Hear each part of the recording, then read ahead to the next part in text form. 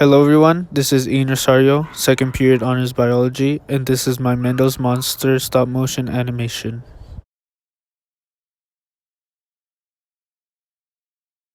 So here's me drawing my monster.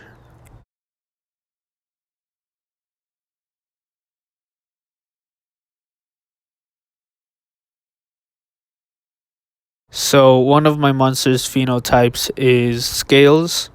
Scales are a dominant phenotype, and my monster's genotype for scales is a homozygous dominant. Another phenotype for my monster is blue eyes. Blue eyes are a recessive phenotype, so that means if the phenotype is recessive, then the genotype for my monster has to be homozygous recessive.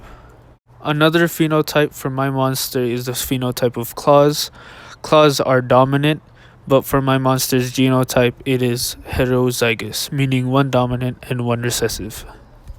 But the claws do still show up because there is at least one dominant allele. The final example of a phenotype I have for my monster is 6 limbs.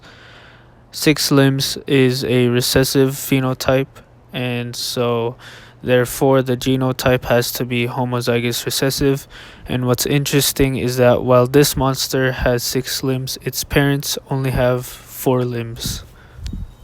So here's my monster's full genotype. In total, we had 2 homozygous recessives, 5 homozygous dominants, and 5 heterozygotes. And so in total, we only had 2 recessive alleles being expressed compared to a total of 10 dominant alleles being expressed. These ratios of 2 recessive alleles being expressed compared to 10 dominant alleles being expressed make sense because for dominant traits to be expressed, they only need 1 dominant allele to be in the genotype. But for a recessive allele to be expressed, they need 2 recessive alleles compared to a dominant only needing 1 dominant allele. So it makes it easier for a dominant allele to be expressed by using only 1 allele as compared to a recessive where it needs 2. Adding on to why this ratio makes sense, most of the parents' genotypes also possess a dominant allele.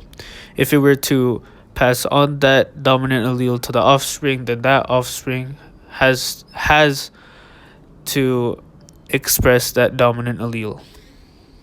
Thank you.